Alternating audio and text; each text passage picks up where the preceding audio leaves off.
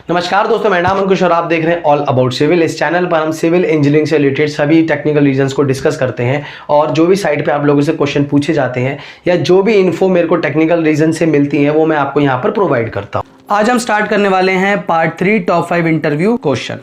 आज का क्वेश्चन है propping period of beam and slab, the shuttering of column slab and beam, stripping time.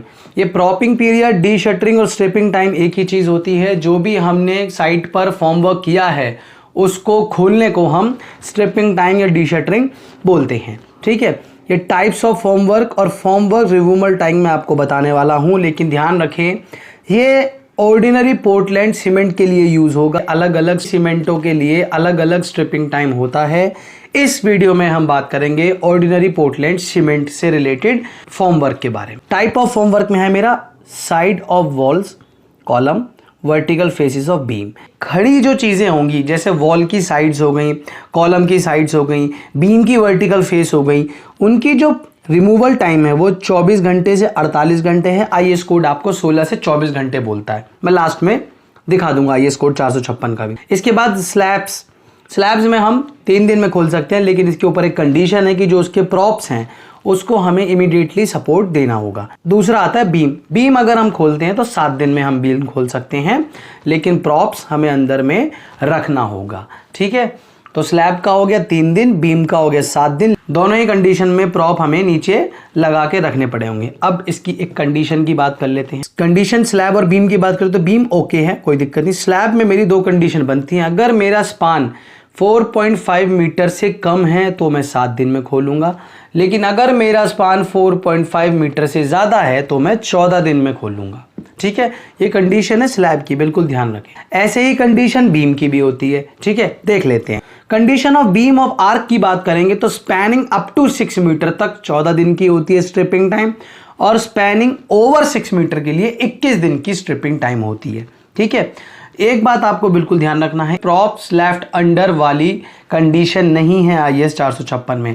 आप सिर्फ slab की कंडीशन में आप प्रॉप्स लगा के रख सकते हैं, इसमें आप प्रॉप्स नहीं लगाएंगे। अगर स्पैन 6 मीटर से छोटा है तो 14 दिन में ही खोलेंगे, और स्पैन अगर 6 मीटर से ज्यादा है तो 21 दिन में ही खोलेंगे। ठीक है, चलते हैं अगले क्वेश्चन की तरफ। क्वेश्चन नंबर 2 है मेरा, what is the meaning of FE 415। बहुत ही इंपॉर्टेंट क्वेश्चन है और इंटरव्यू में पूछा जाता है।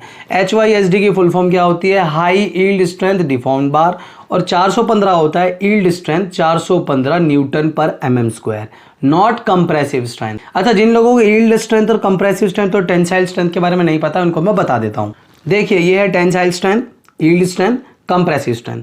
टेंसाइल स्ट्रेंथ का मतलब होता है मैक्सिमम स्ट्रेस, ऐसा मैक्सिमम स्ट्रेस जिसके बियॉन्ड जाके मटेरियल फेल हो जाता है और ब्रेक हो जाता है, उसको मैं टेंसाइल स्ट्रेंथ बोलता हूं।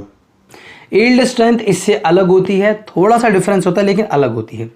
ऐसा maximum stress not able to return its original dimension, ऐसा मैक्सिमम स्ट्रेस जिससे जो भी मेरा स्टील है वो अपनी ओरिजिनल पोजीशन पर नहीं आ पाता है। एक बार दोबारा ध्यान से समझे, टेंसाइल स्ट्रेंथ क्या होता है?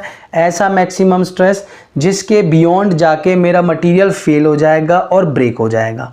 लेकिन यील्ड स्ट्रेंथ क्या होता है? सिर्फ इतना मैक्सिमम स्ट्रेस जिससे मेरा जो स्टील है वो अपनी ओरिजिनल डायमेंशन पर वापस नहीं आ पाएगा। जितना हो गया है हो गया, अब उससे ज़्यादा एक्सपैंड ही होगा, वापस नहीं आएगा। तो FE 415, FE 500 क्या होता है? यील्ड स्ट्रेंथ होता है, नॉट टेंसाइल स्ट्रेंथ। ध्यान रखें। कंप्रेसिव स्ट्रेंथ क्या होता है? देखिए, कंप्रेसिव स्ट्रेंथ और टेंसाइल स्ट्रेंथ बहुत ही सिंपल है।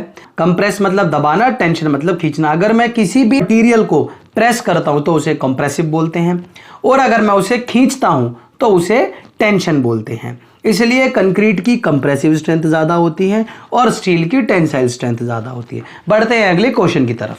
क्वेश्चन नंबर 3 है मेरा, डिफाइन बकलिंग। बकलिंग क्या होती है? बहुत ही अच्छा क्वेश्चन है, इंटरव्यू में पूछा जाता है। बहुत ही ध्यान से सुने। If a structure is subjected to a gradually increasing load, अगर किसी स्ट्रक्चर पर ग्रेजुअली इंक्रीज लोड, ग्रेजुअली का मतलब होता है धीरे धीरे करके बढ़ना, एकदम से बढ़ना नहीं, धीरे धीरे टाइम में इंक्रीज हो रहा है लोड। किसी भी स्ट्रक्चर पर लगातार धीरे धीरे करके लोड बढ़ रहा है। When the load reaches a critical level, a member may suddenly change shape and the structure is said to have buckled. जब मेरा धीरे धीरे करके किसी पर ग्रेजुअली इंक्रीज लोड होगा तो उस मेंबर पे क्या होगा, हमें सडनली चेंज देखने को मिलेंगे उसके शेप में, उसको हम बकल कहते हैं। फोटो आप देखना चाहे तो फोटो ये है, ये है, ये है। ज़्यादातर कॉलम के बारे में ही फोटो दिखाई होती है, बीच में से बकल दिखाया होता है, लेकिन ज़रूरी नहीं है कि कॉलम में ही बकल हो। आपको ये बात ध्यान रखनी है, अगर किसी स्ट्रक्चर पर लगातार ग्रेजुअली इंक्रीज लोड हो रहा है, ठीक है, तो एक लेवल पर आके उसका जो स्ट्रक्चर है उसमें सडनली शेप में चेंजेस दिखाई देंगे, ऐसे स्ट्रक्चर को हम बकलिंग बोलते हैं। बात करते हैं अगले क्वेश्चन की। अगला क्वेश्चन है types of masonry work, question 4। सबसे पहले हम समझ लेते हैं मेजनरी क्या होता है। It is the building of structure from individual units which is beyond together by mortar. Masonry एक ऐसी बिल्डिंग है, ठीक है, जिसमें क्या होता है, मेरे इंडिविजुअल यूनिट्स जुड़े होते हैं with the help of mortar. कितने टाइप के होते हैं? ड्राई सेट मेजनरी होता है, स्टोन मेजनरी होता है, ब्रिक मेजनरी होता है, कंक्रीट ब्लॉक मेजनरी होता है, वीनर मेजनरी होता है और गैबियंस मेजनरी होता है। फोटो देख ले तो ये ड्राई सेट मेजनरी की है, ये स्टोन मेजनरी की है, brick masonry, concrete block masonry, veneer masonry, gabions masonry. ठीक है, कोई गलती की गुंजाइश नहीं, कंसेप्ट क्लियर। 5वें क्वेश्चन की तरफ चलते हैं।